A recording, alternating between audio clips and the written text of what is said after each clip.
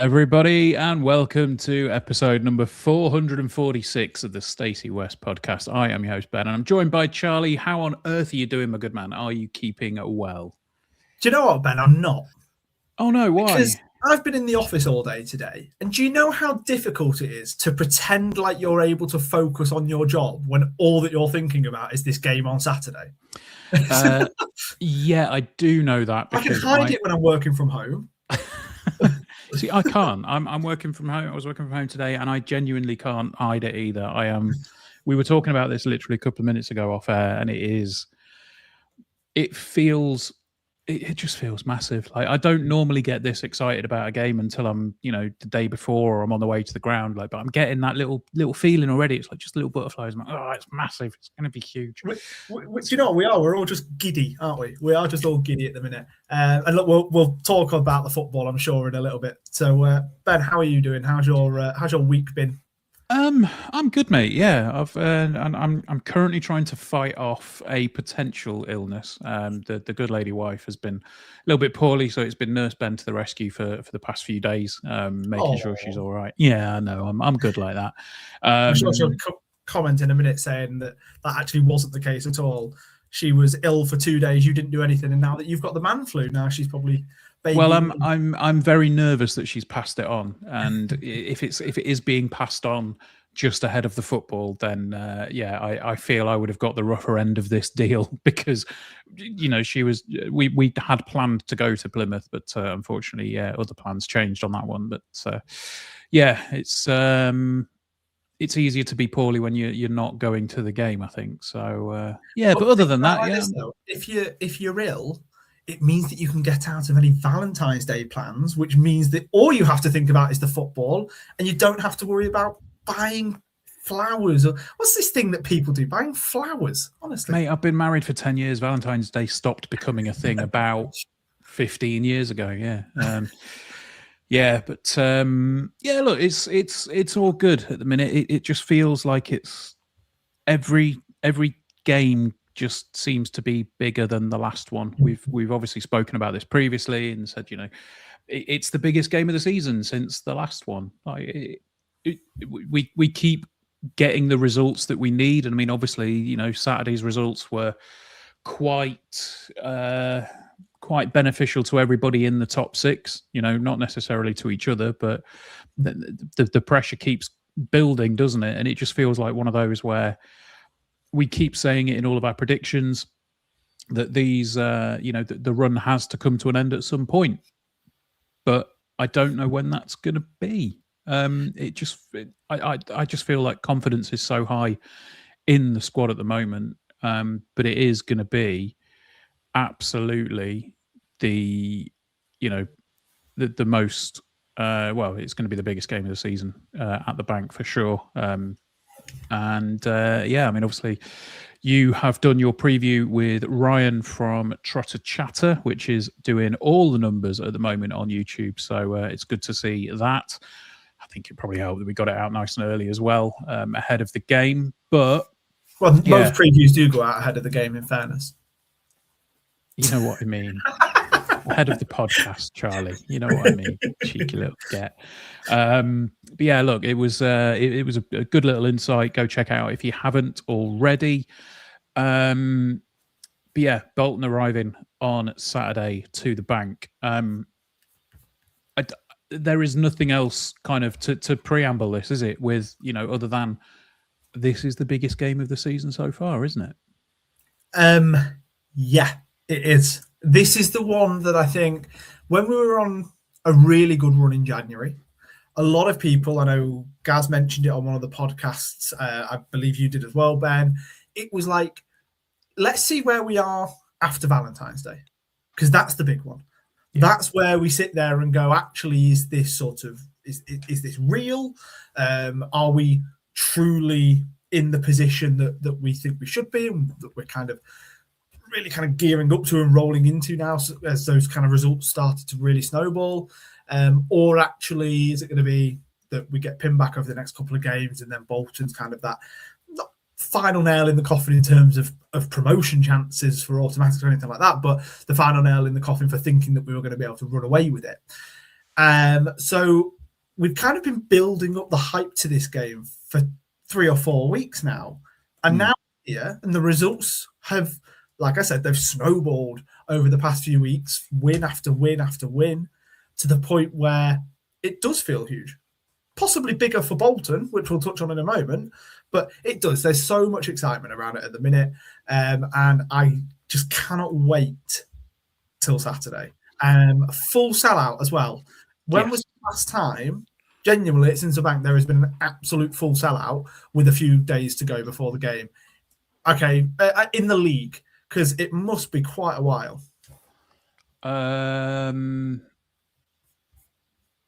That's actually a really good point. I can't remember.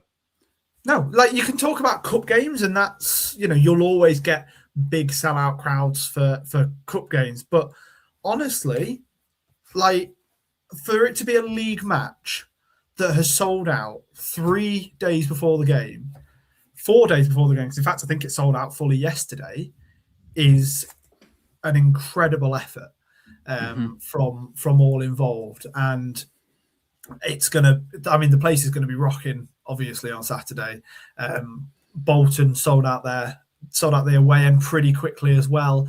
There's going to be a great atmosphere in it, and to be fair, Bolton always travel well. If I remember correctly, at Imps Bank they have made some decent noise in the background, but yeah, that's really, it's just going to be an incredible atmosphere. I'm really looking forward to it. 100%. I mean, we do have, an array of people in the chat at the moment, including David Jones from Bolton Promotion Challenges, bring the ones under the rocks out, the glory support. Arguably, yes, although I will say that our home support has been pretty consistent this season, and it's when we're able to fill out the Stacey West End,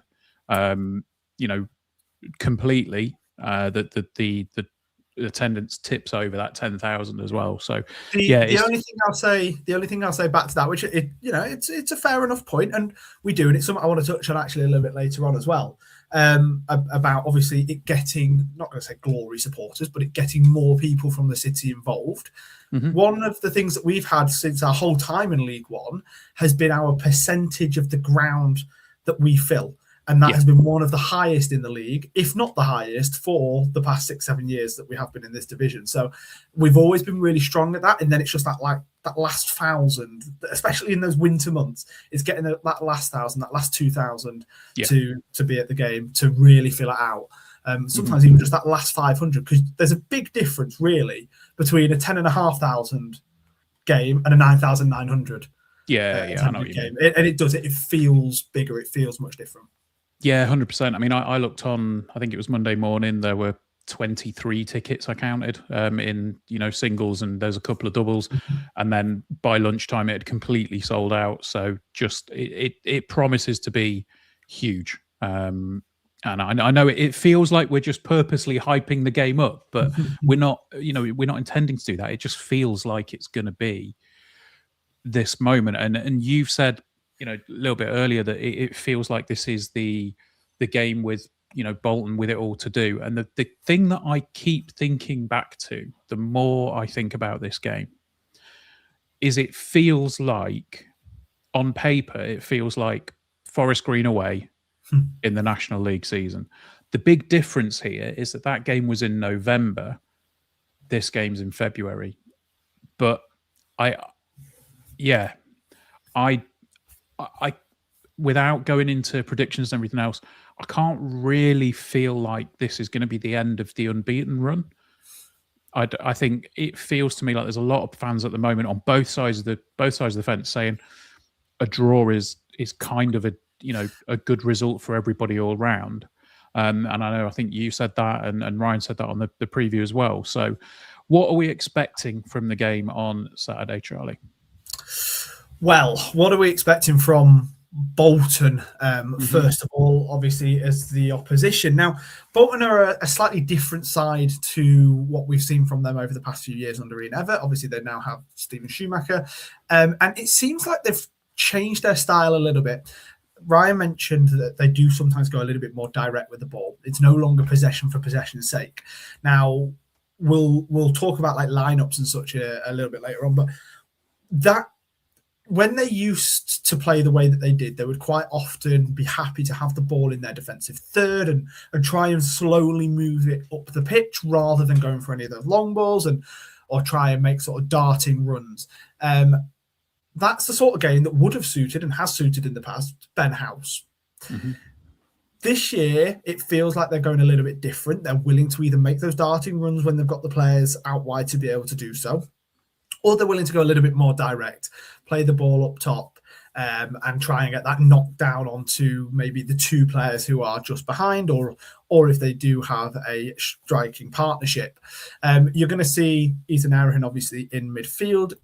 You would probably expect to see more of him off the ball and more of his impact off the ball, as much as we know he has some utter class when the ball is at his feet and he is able to pick out those passes.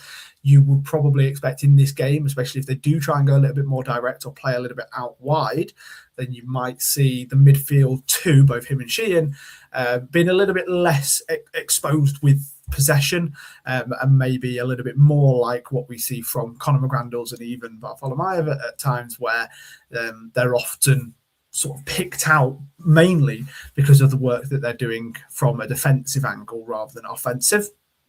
They are clearly a good side, but a lot of people at the moment are talking about the form that they're in, and there's no denying it. 5 wins in the last 6. Lincoln have had the exact same. We're big in Lincoln up, so excuse me. We're big in Lincoln up for having the exact same record. So, got to say the same about Bolton. But the big difference is the 6 games before that. Because although they have won 5 of the last 6, they only won 1 of the previous 6 before then. Now, if you then take that form over that little bit longer period of time, it's pretty average. I don't think they're even in the top 6 or 7 for the last 12 form table. So then you start to think, is this just their good run?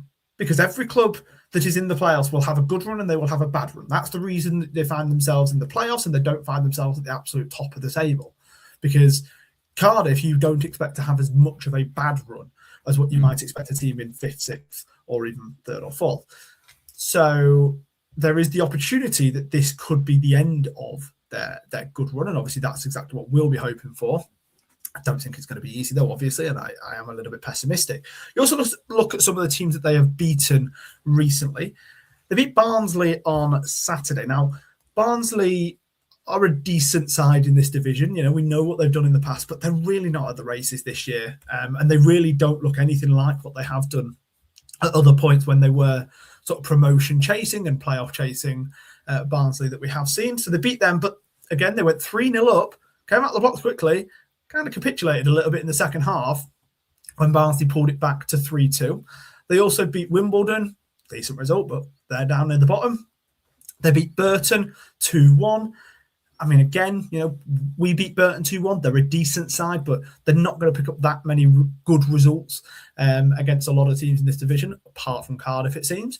And then they beat Leyton Orient as well, who, again, haven't really been anything like what they were last season when they made the playoff final. So there's definitely a couple of points in there where you do sit there and think there are going to be weaknesses that we can exploit.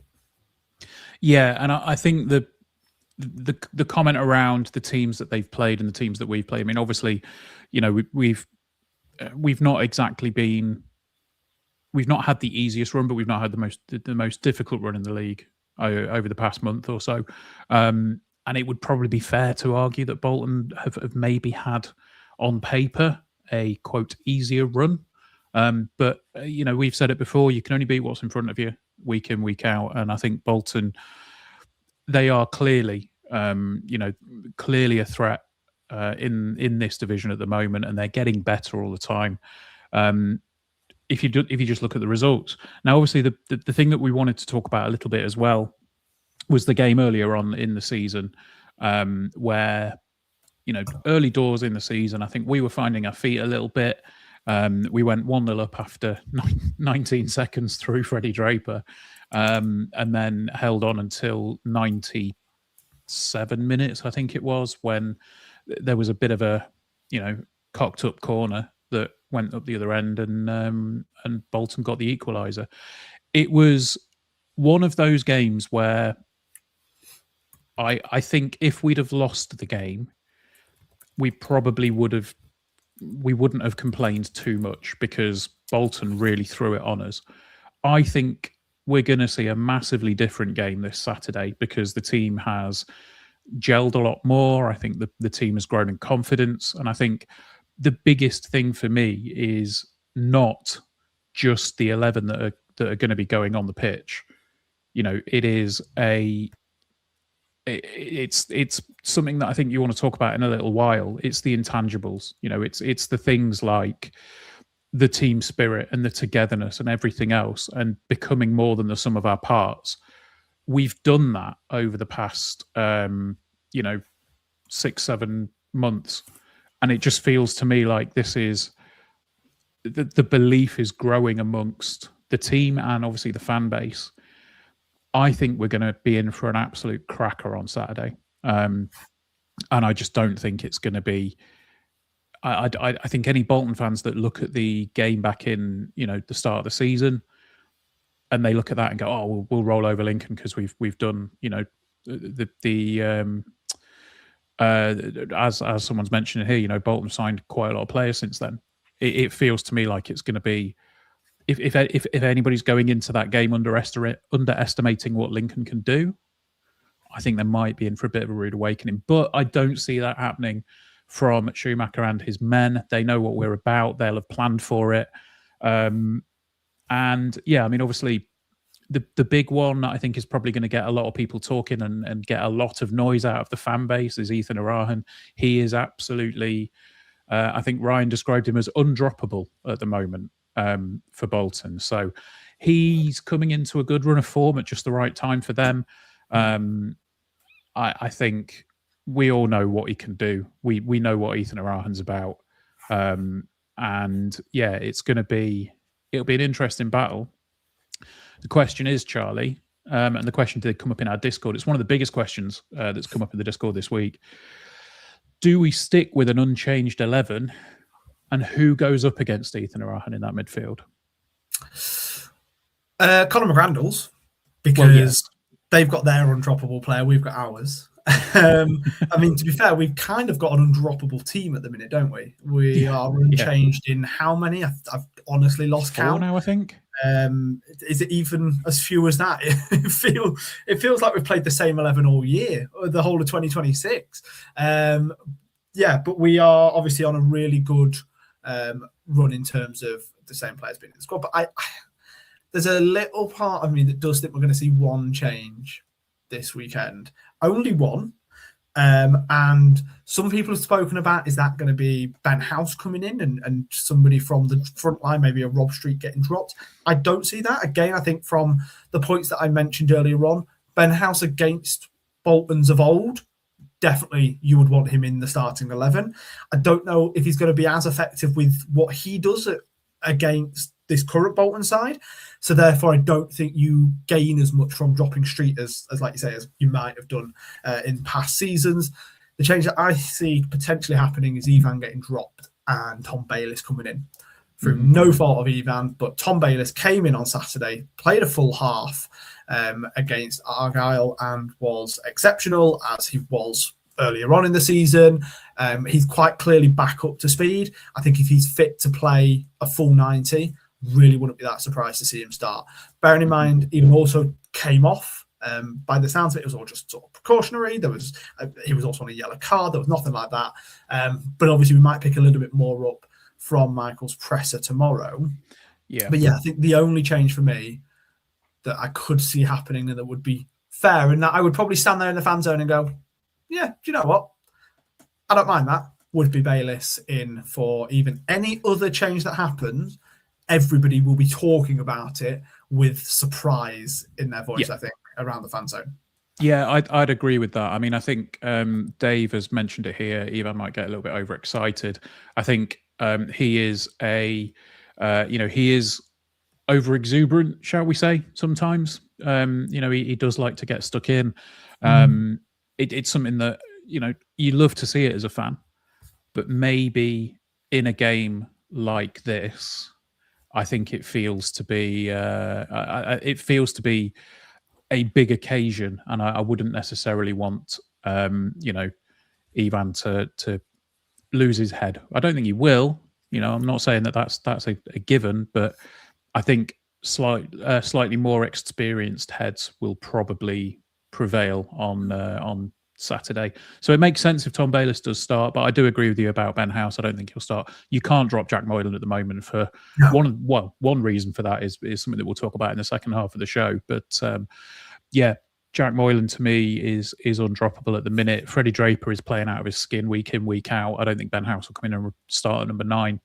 I think, Street and Hackett, they're playing really well as well. Rob Street the other week at home was unbelievable. Didn't get on the score sheet, but the amount of work he was putting in was just phenomenal. It's going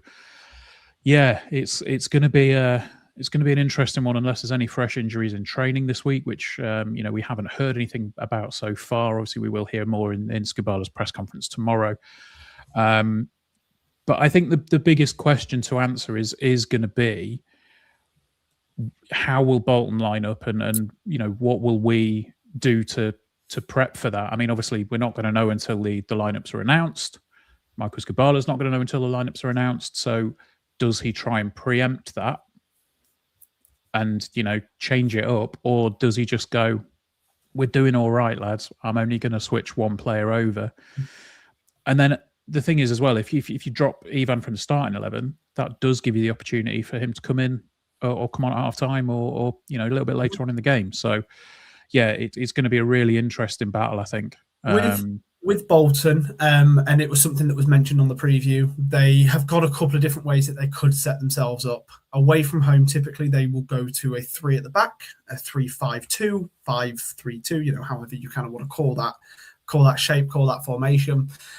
If they do end up going with their kind of usual away formation of the 3 at the back, I think we've got a really good opportunity there, because we have effectively 4 attacking players on the pitch at any given time. So there's already the overload there of 1. Okay, we've got the opportunity on a counter attack. We know how good Freddie is at being able to win the ball in the air and knock it down onto a Street. And to be fair, Street back to Freddie. And then we also know what Moylan is able to do because he will find the space out wide and then still be able to cut in and to find space in the middle of the pitch when nobody expects him to. And to be fair, the same with Rico at the moment. So I think if they do play their 3 at the back, which they have been doing away from home, we've got a better opportunity than if they were to play a 4 at the back. Yeah, I mean, it just feels like it's one of those games where you look at it and go, picking a winner at the moment based on pretty much everything feels, really, really difficult. Looking at this, going through some of the stats across the division at the moment, goals conceded per match on average, Bolton top of the table on 0.9. They're top of the table for XG. They're top of the table for the XG difference. Third for shots on target per match. Second for big chances. They're also second for big chances missed. Second in the stats table for accurate passes per match. Second for accurate crosses per match. Only 1 penalty awarded this season for Bolton, though, which I thought we found was relatively interesting. And they're top for, touches in the opposition box by probably, some distance. I mean, they've got 887 touches in the opposition box this season. And Cardiff are second on 798. So they've had nearly 100 touches in the box more. Than Cardiff, who are sat top of the table. So, well, it goes to show again, one of the biggest kind of changes that Schumacher's really tried to bring in this season is to ensure that they don't just have possession for possession's sake. It's to ensure that the possession that they have is in the right area of the pitch. Now, yes, okay, like you said, they are currently second in the league for big chances missed, but that means that they're getting a lot of big chances, because you can't be that high in it and be where you are in the table if you're not creating a lot more than that. And a big chance, you always look, don't you, when you've not watched a game and you very quickly look at the stats. You look at possession, you look at shots for, and you look at shots on target for. Now, that shots for could be 20 shots in a game, but they can all be from outside the area. We played, was it first game of the season we played Reading? And they had a couple of chances. Lewis Wing in particular had a couple of chances, but they're all from outside the area. They're all basically just pot shots, obviously with a little bit more quality than a hit and hope. But they didn't create enough to get themselves into the right area of the pitch, and primarily the penalty area, to then be able to put the ball into the back of the net with a little bit more confidence and a little bit more ease. And that's something that Bolton are doing really well this season, is they're not just taking those pot shots, they are making sure to work the ball into the right areas of the field. And if we give them that opportunity, it could end up being that they do get a couple of goals. And with what I said earlier on about our offensive options, especially if they do play that 3-back, potential for it to be a reasonably high scoring game like we saw at the Bank last year. Yeah, no, I mean, I don't want to kind of get ahead of ourselves, with where we are at the moment. I mean, right now, my gut feeling is that this is going to be a scoring draw. I'm thinking 2-2 at the minute from just where I'm sat and looking at everything that's going on. However, I mean, is there anything more that we want to say on the game specifically before we move on, Charlie? Because it just feels we can talk about it all week and not come to anything conclusive, because it feels like it's going to be one of those. It feels like it's almost like a bit of a cup final, isn't it? Or cup tie. It's a one-off game. There is a bigger picture around it, but the feeling in this game is pretty big. I mean, as we said, win, we go 9 points clear with a game in hand. Lose 6 points. No, three points. Sorry, lose it's 3 points, but we've still got that game in hand. So it feels big, but we still have that game in hand, which, as we've said before, it doesn't guarantee 3 points, but it's always a little bit of a safety net. Is there anything else we want to say on this one? No, I just think, like exactly as you were saying, I think this probably is a bigger game for Bolton, and I don't mean that from a point of, well, we're sat in second, look at us, you've got to come and chase us down, sort of thing. But that game in hand, and the fact that we are 6 points, if we go 9 points clear and have that game in hand, surely at that point they're looking at it thinking that is now a mountain to climb. We won't still think that we're sat at the top of the mountain, because we can't. We will never get our minds into that headspace until the last game of the season and something is mathematically done, whatever that is. But they will start to feel that. And it's always you could also argue it's sometimes easier to be part of the chasing pack, because you don't have that like imposter syndrome mentality that I think a lot of Lincoln fans are currently feeling. Like, how are we here? We know how we're here because we know how good the team are playing and we know how good the club are at the way they're currently being run both on and off the pitch, but you still can't help but feel it. So I would probably say it is a slightly bigger game for them, which is going to make it all the more interesting. Bearing in mind the last time that we said that was Bradford, and we know how that game went. I'm still pessimistic for the game. Honestly, I predicted a 1-1 draw on the preview. When I do the recording that we put out on Instagram, that will probably end up being a loss, because I'm still struggling to predict us to win week in, week out. And all I'm saying is that my position in the predictions table is currently showing how pessimistic I am, because I'm quite far down there. So, yeah, it's going to be a really good game. They've obviously got quality. We've already spoken about that. Ethan Errahan, of course, we know what he can do in midfield. Sam Dolby up top is going to be a threat. And like you were saying earlier on, with the touches in the opposition box stat that they've currently got and the fact that they are getting possession in the right areas, one of our key things from a defensive point of view is to stop people from getting into the area. Or at least if they are getting the ball into the area, it's with sort of crosses that realistically aren't actually ever going to threaten. if they can break through that, which with the quality that they've got in the attacking third, you would expect them to do at least a few times in the game. That's where we're going to really need to see somebody like a George Wickens really step up in the game, which, we have the faith in him to do so. He's not let us down really at all so far this season, but we're going to want to see the absolute best out of a player like him. Yeah, no, 100%. Right, so that's Bolton. I have a big nervous energy around it right now. It just feels to me like, we've got so much going for us at the moment that there's that much talk outside of the circle, outside of the Lincoln City area. It's so difficult to kind of take off your Lincoln City glasses and just look at, what other people are saying. I think the biggest thing that I've said to somebody this week is when you look at what everybody else is saying in footballing circles, in League One circles, they're looking at what we've done so far this season, and outside of the comments from other teams' fan bases, when you look at some of the stuff on other podcasts and that, and they go like, this league's crap when Lincoln are second, and people that actually have watched what we've done so far this season outside of the games that were on Sky, because let's be honest, the most recent appearance on Sky wasn't the best display of what we're able to do.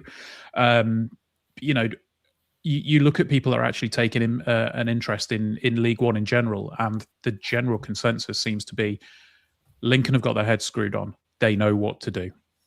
And it feels really bizarre as a Lincoln City fan to sit here and just go, wow, people are actually paying attention to us and we're doing things right. It's mad. Yeah, it's exactly that. And a lot of it is the intangibles that we're doing right this season. No matter where we end up at the end of the season, we know how good of a campaign it's been. Even if we finish in 6th place now and we only just make the playoffs, we will sit there and still think of what a great season it's been. And it will be remembered in 10 years' time for being as good as what we've seen so far. And the reasons for that won't necessarily be some incredible tactical displays or any in particular standout performances. And don't get me wrong, there have been plenty of individual standout performances this season, but it'll be that kind of collective team mentality.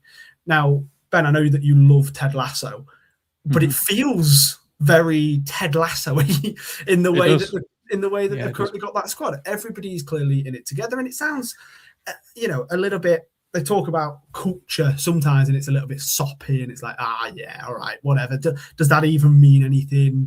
Does it really help? It does. It absolutely does. Because the way that the players are currently feeling about each other, the way they're talking about each other, the way that they are playing for each other more than they're playing for themselves is a huge credit to the coaching staff. Because it's the coaching staff that have drilled that in, because they're doing it from the top down. And they also have the confidence in the players to carry out what it is that they're wanting. We were talking in the Discord over the weekend about, for example, the Plymouth goal, the goal that we scored against Plymouth, where the corner kick goal, where Rico obviously stuck it directly effectively onto the head of Luke Ashby-Hammond. And there were obviously conversations of, okay, was that actually more sort of a lucky goal? The fact that we were able to get that in, did it therefore sort of flatter us a little bit when you look at the overall result? I didn't see it as a lucky goal because I thought it was quite clearly planned. You could see that there was a strategy specifically in the second half to stick the ball directly onto the goalkeeper because he didn't look comfortable and in command of his area, and we could get something from it. Now, were we expecting to then score directly from a corner? Probably not. It's about getting something. And again, that's quite clearly going to have come from probably the analyst who was sat up in the gantry, who then ran down, told Chris Cohen or Tom Shaw, who then passed that over to Michael, who then passed that over to the players at the halftime team talk, and then Rico was able to deliver it. And they weren't telling him like directly. They wouldn't have said, right, every single corner you have to do it this way. They would have said, right, we've now noticed this. Stick this in your arsenal because this is now a good option. I'm glad you finished that word off, Charlie. Because he stuck it straight in. And you know what? It's it's funny because it reminds me of something. So in my day job, they asked us to read a book. God, I hate reading. Awful. I mean, I listen to it on an audio book, but you know what I mean. They asked us to read this book on sort of company cultures and leadership and all of this, right? Again, proper soppy stuff. And I went into it thinking this is all going to be a load of rubbish. I actually quite enjoyed it. But one of the things that was spoken about in that was control versus context. Do you control something? Do you say that something has to happen? Or do you simply provide the context and have the faith that the people that are in those positions to execute whatever it is you're hoping gets executed are able to do that themselves without you having to tell them to do it, because they understand why it needs to happen. They understand the method behind the madness.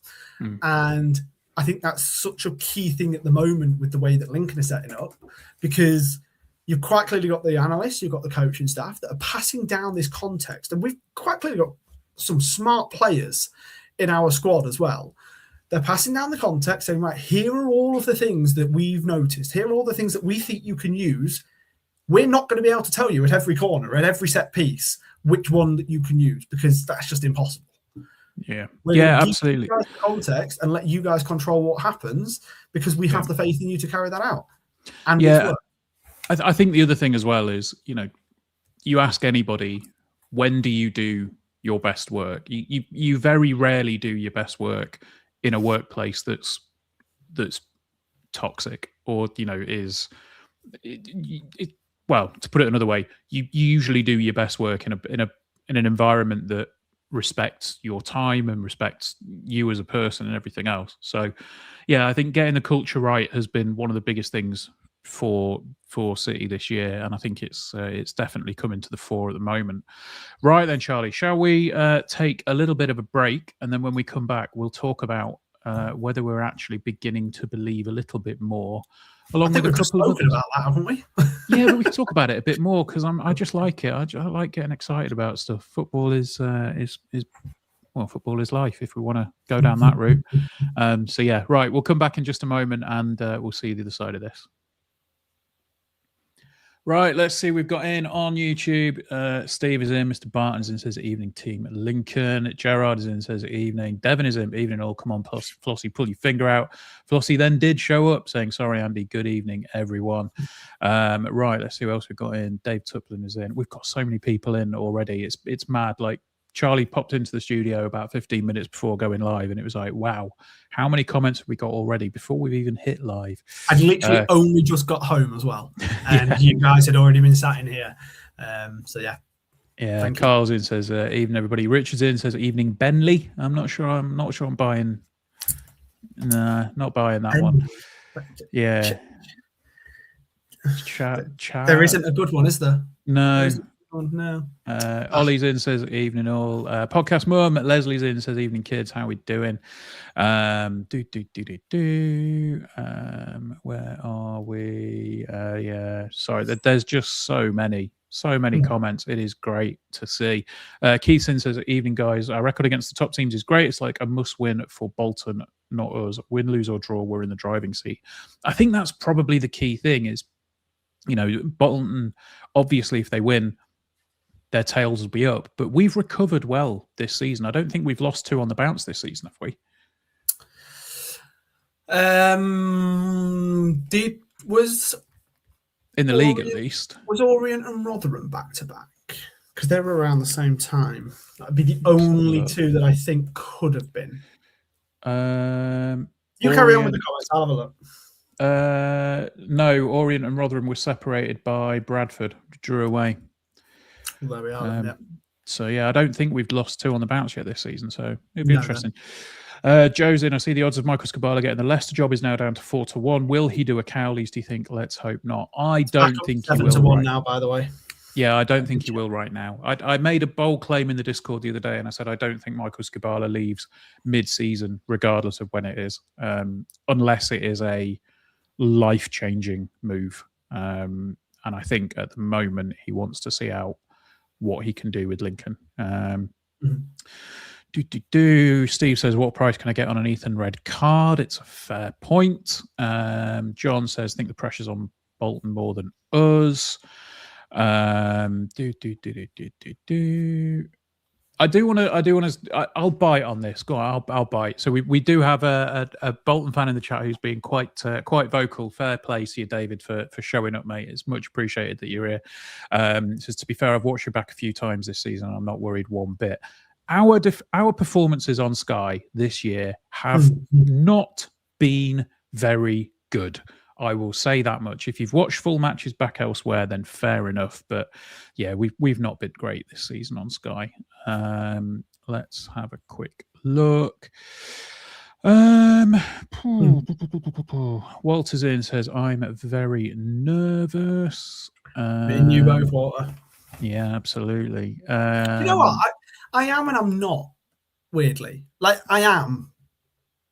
But I'm like pessimistic, but I'm always going to be at the moment when it's such a big game like this. It's only going to be like last game of the season. Or if we'd have lost last week, I'd have probably actually been more optimistic for this week because we wouldn't have had that unbeaten run. Yeah, where the pressure of like you said, where we have kind of got that imposter syndrome and thinking it is going to end at some point. But I'm a little bit less nervous than what I thought I would be for this game on Saturday, just because I'm excited. I'm just enjoying the football that's coming. Yeah, no, absolutely. Let's have a look. Sam is in, says, good morning from New Zealand. Good to see you, mate. Always good to see people in from other places. And I think that's probably about it. If I have missed anybody, I do apologise. But genuinely, there are... Oh, sorry, let's hope Spurs aren't after him, says Gerard. Why would he want to go to a team that's going to be in the same division as us next season? Wow. I joke, I kid. Please don't kill me, Spurs fans. And Paul is in, says, hi, sorry, I'm late. No problem at all, Paul. You can always watch back whenever you like. Right. If we're ready, Charlie, we'll come back in. Let's do it. Cool. Right. In 3, 2, 1. There we go. That is an advert for this week's episode of the podcast. Thank you for putting up with all the adverts that we have. I mean, it's, it does help the podcast keep going. It helps get equipment and everything else. And, if you want to be more involved with the pod and the Stacey West in general, get yourself over to Patreon, where you can pay a couple of quid a month and you can get access to the Patreon Discord, which is an absolute hive of activity this week in particular. And it's a really good old discussion topic in there this week has been, obviously the Bolton game and things around. We get questions in there as well, which we do then prop into the podcast. And it's all good fun. But yeah, I mean, I know we were talking about it before the break, Charlie, but beginning to believe is a phrase that we've used repeatedly over the past few months. And it's always been that, let's get to this point. Let's get to this point. Let's get to the new year. Let's get to the end of the transfer window. Let's get to, after the Bolton game. It feels to me that if we avoid getting beat on Saturday, I will begin to believe properly. My thing is... Oh, sorry. If we avoid defeat on Saturday, I will begin to believe, like, fully. If we beat Bolton on Saturday, I'm not going to be able to stop believing. I'm going to be like Journey. It's going to be crazy. Like, I'm just going to be so excited because that gap then, while it isn't, it feels like if you're the chasing team, that gap would potentially feel insurmountable. I am going to do a full-on Football Manager's answer. One game at a time. One game at a time. Honestly, because I don't know what it is I'm believing in. I don't know if I'm believing in a really good season that ends in a playoff position in third place that we're all really happy with. I don't know if I'm believing in a second place finish where we were able to get promoted up to the Championship. I don't know if I'm thinking of a title at the minute. There are so many permutations with it, and all of them are good. That's the thing. They are all really good opportunities to be in the Championship next season, whether that is a guaranteed spot or whether that's an opportunity in the playoffs. What I know is that I have full faith in this Lincoln City side in every single match that they go out and play at the minute. Yep. even though I'm predicting losses, but we'll ignore that. I believe that we have got an incredible group of players. I believe we've got an incredible manager that is able to lead them to success. What I don't know is what that success looks like. But that also, I'm happy with that. I don't mind that at the minute. I want to sort of sit back. I genuinely do want to take every game at a time. Because if I start believing and looking that, let's say I look at it and say the title is available now because we're only 2 points behind Cardiff. You've mentioned the T word, Charlie. You've mentioned the T word. And then we get second. Will I sit there and go, oh, I was actually looking at the title? If I turn around and say, we're getting second, I'm really believing that we're going to get automatic promotion, and then we finish in third, but then come up through the playoffs. So I think, oh, that's a bit disappointing. We could have got automatic sort of thing and started the transfer window a month earlier. So I don't want to believe too much because I don't want to take away from the enjoyment that each game is currently bringing. Yeah, no, I agree. And, to pull back another Ted Lasso reference, it is the hope that kills you. I don't really think that's a Ted Lasso reference itself. Well, it's not. But they that's where it came from. They had an episode called "It's the Hope That Killed You." Come on, Charlie. Come on. Where was the quote that I wanted to just pull up? Paul says, "I will believe more after March the 17th." I will believe more after March the 17th as well, but I am unlikely to remember that game because it is the night of a big birthday for me. So I am going to be March the 17th. What game's that? Huddersfield. Oh, right. I thought you were just getting mixed up with that in Cardiff, which was March the 7th. No, March 17th, we'll be away at Huddersfield, and I will be incredibly drunk, no doubt. So there we go. Are you going to be going to Huddersfield incredibly drunk? I think so. I think the plan is to go to the game. Yeah, I just need to figure it out. But I'm looking forward to that one. Right, it's on you then. Lovely. Yeah, well, maybe we'll see. Surely, as it's my birthday, it should be drinks for me. No. It's like when you're a kid and you've got to take sweets into school because it's your birthday, or if you're in an office. God, you're such a child. You are such a child. You're referring it to as kids. When you're a kid and you go to school, like you can tell you've not been in work that long. Bloody hell. I don't think I've ever worked a birthday. Oh no, I have worked a birthday actually. Yeah. And you take the cakes in on your birthday. That's how we go. They bought me ice lollies for my birthday present. Right. So, couple of questions from the Discord here. Let's have a look. So, AJ says, first off, I know it's been discussed previously, but do we think Eric Ring has any further part to play this season if everyone stays fit? It's a tricky one. And obviously, Eric's a player that's close to the heart of everybody here, as he is the Stacey West sponsored Eric Ring. But I think it's a difficult one. I think it's a difficult one for him to come back in. Who does he replace? I don't see him replacing Rico Hackett. I don't see him replacing Rob Street because we have options on the bench. Now, obviously, this is injuries aside, but the question is if everyone stays fit. So if everyone stays fit, I struggle to see it for Eric, unfortunately, this season.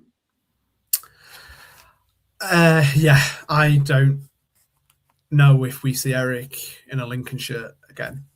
That's a big shout.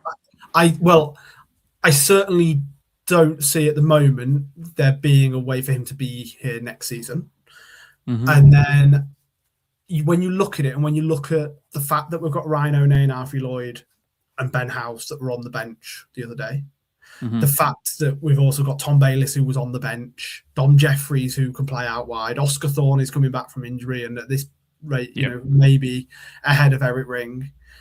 And obviously the fact that we'll want a couple of defenders on the bench as well and a goalkeeper. I wouldn't be that surprised if we only see him on the bench once or twice more and maybe not get on the field at all.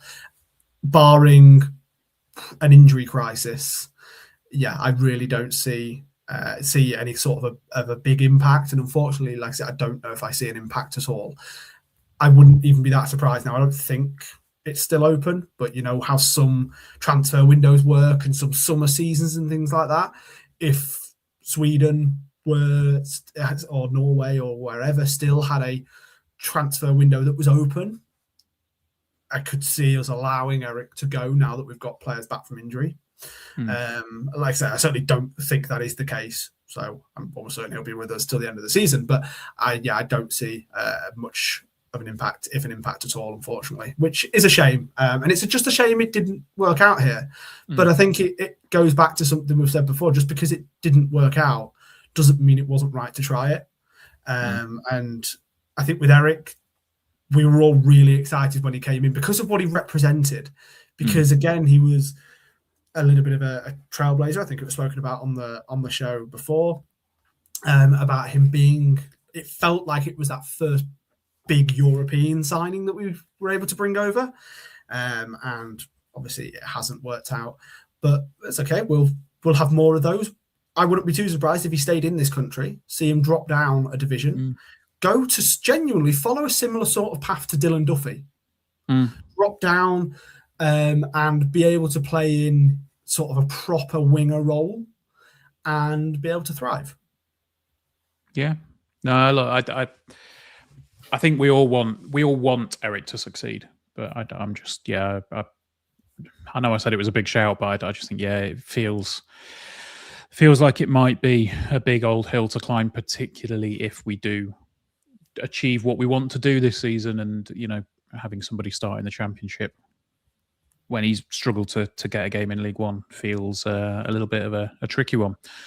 Right. A question from Scunny Imp in the Discord says, thoughts, and this is a wider League One question, Charlie, which I think is might be more suited to the excellent new show that we have on the Stacey West, but we will answer it here anyway. Thoughts on the seemingly inevitable plans to extend the playoff to 6 teams like it is in the National League? Any worries this will increase the financial risk many owners will take with an increased chance to make the playoffs? Charlie, I'll let you take the lead on that one. Well, I mean, I would like to think my answer is going to be pretty obvious, but I don't like it. So I'll touch on the finance side of it in a second. But in terms of copying the National League, which is effectively, where they're getting the idea to do it, to extend it by an extra 2 teams, which means that if you finish as low as 8th place, you will then get into the playoffs. Bearing in mind, in the National League, if you finish it in 8th place, you're still not in the playoffs. So we're actually going to go further in a way because we've also got those 2 automatic promotion spots. You look at League 2, for example. They do it in League 2. They've already got 3 automatic promotion spots. Yeah, you'd be down into 9th. You could be going down to 9th place. And when you are there, especially in League 2, it's always really, really close between kind of 6th, 7th, 8th, 9th, 10th, 11th. So they could say, oh, well, it's fairer to give them all a crack at it. And you're telling me that you finish in 4th place and you lose to the team in 9th on a playoff final. Yeah. And, you might end up being 40 points behind them or something ridiculous. Then obviously clubs aren't going to be happy. So, I don't like it. I think it gets a little bit silly. The playoffs themselves are fine. But I definitely don't like the idea of rewarding mediocre seasons with a chance at promotion. It does just seem a little bit silly. That's where you should be rewarding clubs who are having mediocre seasons in things like the FA Cup. Give them the opportunity of a cup run with a replay, rather than try and extend and give them this opportunity of a promotion up the division. That's not where they should be getting their sort of riches from. In terms of the financing side of it, it is going to make owners chase more because they know that there is less risk in a way if they do chase, and there is more opportunity to find themselves in the playoffs. And then we all know playoffs are a lottery. So if it did happen, you will see the team that finish in 8th or 9th place inevitably win them within the first couple of seasons because that's how these things work. It is a knockout competition. I kind of liken it a little bit back to Gibraltar's Football League. So this season, for those of you that may have seen, Lincoln Red Imps had a really good year in Europe, which meant that they boosted the coefficient of the league, which meant that, so as it stands, they've currently only got 3 European spots in the league. That is going to be bumped up to 4 from next year. I've had conversations with 3 different club owners or members of clubs over there over the course of the last 6 months, and all of them are saying, and these are clubs who are normally finishing in the lower half of the league, are now saying, well, we're going to go for it big next season, because there's an opportunity of all we need to do is finish 4th, and finishing 4th is quite easy. Well, finishing 4th was quite easy last year when nobody else was thinking about it, because there were 3 teams that were kind of cemented at the top of the league. But now finishing fourth is going to be a much bigger task because you're going to have 6 or 7 teams all going for it. And that's exactly what you're going to see in English football if they do extend these playoffs, even more so than what we see at the moment. And it's just dangerous for the way that football already is to then give them even more incentives like that. Yeah, 100%. You know, it just feels like it's another carrot that's being dangled as opposed to ways to potentially fix things that, you know, are problematic in the game. I just think if you are finishing 9th in the table, you shouldn't be anywhere near the, you know, the spot to get promoted. You know, obviously that'll be in League Two, but you're closer to you're closer to mid-table than you are to the top. It just that feels really wrong to me. But hey, it'll probably happen, and we'll probably, you know, get shafted one year, and always happens with Lincoln in the playoffs, doesn't it? But let's not talk about that because we still might have to go through them. Right. So that is, I think, pretty much it for the bulk of questions. There was one from Andy, who is in the chat right now. He says, what in terms of recruitment do you need if we were lucky enough to get to promotion? I think we don't answer that just yet. I think we let's not get ahead of ourselves. I can give a quick answer. A lot. And that's absolutely not at all an insult to any of our current players. No. But we know that the Championship is a different beast. We have stayed really settled this season. We did so in January. We didn't make too much business, but we will inevitably need to sign another level of squad depth at the bare minimum if we go up into the Championship. But obviously that's only if we go up. Yeah, no, 100%. So, cool. Right, that is questions. I don't think we've had many, if any, in the chat tonight. If I have, I do apologize. Them as we've gone, really, haven't we? Yeah, I think we'll probably, if I have missed any, I do apologize. But, right, so the main bit of news that has come out of the football club this week is that Michael Skubala has been nominated for Manager of the Month. And Jack Moylan has been nominated for Player of the Month. The awards will be announced on Friday. I think that we were talking about this off air. I think initially I was a little bit surprised that Schumacher's not been nominated for Bolton until I realised, oh yeah, they have had a bit of a dodgy start to the month. But he's up against Gary Caldwell, who's done pretty well, over the past month at Exeter to kind of guide them away from the drop zone. Dave Challoner at Stockport and Liam Manning at Huddersfield. I feel like this is one of those where if they don't give it to Michael Skubala, then I may have to crack out the 3D printer again, Charlie. In fairness, didn't you say that last time and he didn't get it? Because he was up for it in December, wasn't he? And if I remember correctly, he was the only manager who had beaten the others. And I think Schumacher got it. Was it Schumacher that got it in December? Or was it Barry Murphy? Oh, it was, yeah. Yeah, Barry Murphy got it. And Barry Murphy was the only one that had been beaten by somebody else. But yeah.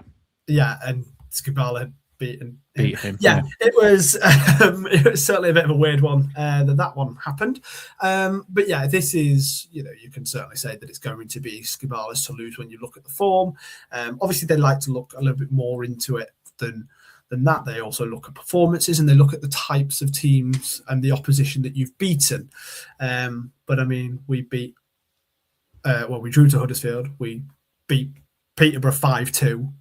That month, obviously, we beat Bradford, who at the time were real sort of promotion competitors. We beat them 3-0 at home, pretty comfortable 1-0 win away from home against Wigan, and then obviously, turgid 2-1 victory really at home to Burton Albion, and then obviously that draw away at Luton. The results are there, the performances were there, and the teams that we were playing, a good few of them, especially Huddersfield, Peterborough, Luton, Bradford, they're also there. So it definitely does feel like it's going to be a difficult one to not give to Skubala this month. Yeah, 100%. And then with regards to Jack Moylan, he is on the shortlist with Don Ballard from Orient, Brendan Galloway at Plymouth, and Kyle Wootton at Stockport. The player of the month is always a more difficult one, because obviously, unless you are really getting yourself heavily, deep into League One as a whole, it's difficult to pick out other players' performances, I think. And I think Jack Moylan has been absolutely superb for us throughout the month of January. But this one feels slightly less nailed on, I guess. It does, yeah. I agree with you on that, especially bearing in mind he didn't even start the first 2 games of the month against Huddersfield, and Peterborough. He only came off the bench for them. Obviously, he hasn't played a full 90 in any of the others, but you don't really expect to see Jack Moylan play a full 90. That the way that he plays doesn't really suit itself to playing a full 90. Do you know what? I kind of have a bit of an apology to make to Jack Moylan. I don't know if he watches, but if you do, sorry. Last season, and there were times earlier on in his Imps career where I looked at him and I thought, there is obviously this incredible player in there. There is some incredible talent. We saw it all pretty early on. I mean, all you need to look at was Barnsley away. That was his first season. And he looked like a real sort of street footballer. That footballer that every club wishes that they had at least one of in their team for the whole season. But then there were games, and one always jumps out at me, Exeter away, when we drew 0-0 with them. It was that Sky game. It was pretty horrible match, lunchtime kickoff. And I remember lots of people saying after the game, our only bright spark was Jack Moylan. And I agreed to an extent, because he was expressive in a side that really weren't doing anything at all that whole lunchtime game. But I saw it the total opposite way, because I was just getting constantly frustrated at the fact that he was just trying to do too much. He was trying to do everything. And all I wanted was for him to strip it back to basics and play with the team. And what he's doing now is, first of all, he's playing with the team, but he's also still got that same level of expression that he had back then.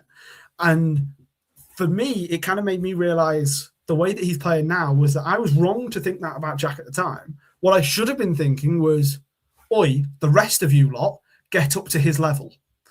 Be what he needs us to be to allow him to have that sort of freedom of expression on the pitch. And that's exactly what he's got now. He's able to show off because he's in a side that's performing as well as they are. And he's being given the opportunities and taking the opportunities to play with that level of skill that we know that he's got. And he's been really, really impressive because of it. And he's getting the goals and the assists that reap the rewards as well. So, yeah, huge credit to Jack Moylan. My opinion on him has massively changed. Although I saw that there was a player in there who always did like what he could do, there were times where I was frustrated and didn't know where his kind of ceiling was, because I didn't know what he could do in a team. And he really, really showed the way that he's able to, first of all, like I said, work with the team, and the team are able to work with him to allow him to still keep that level of personality on the pitch, which you sometimes see trained out of players when a team is playing so well, but not here. Yeah, no, like he's very clearly been one of our key performers, and I think this is the thing, in that we aren't fully reliant on one individual. We've been a team that has been so well drilled, and we've gelled together so much, and it's something that we've said previously. Yeah,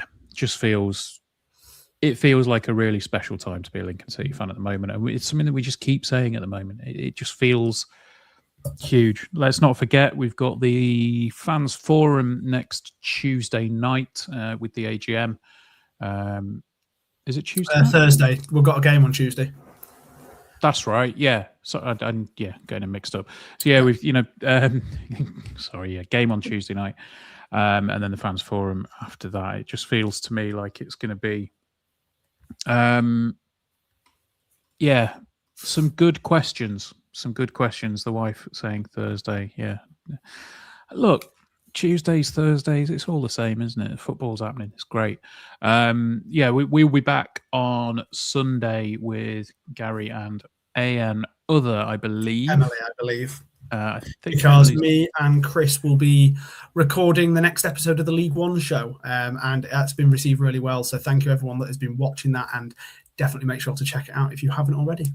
It might be me and Gary then, because Emily's just said that she may not be able to do Sunday. But yeah. Either way, we'll figure something out. We'll have a show on Sunday. As I say, definitely get yourself across to YouTube. Check out Charlie's preview of the Bolton game with Ryan from Trotter Chatter.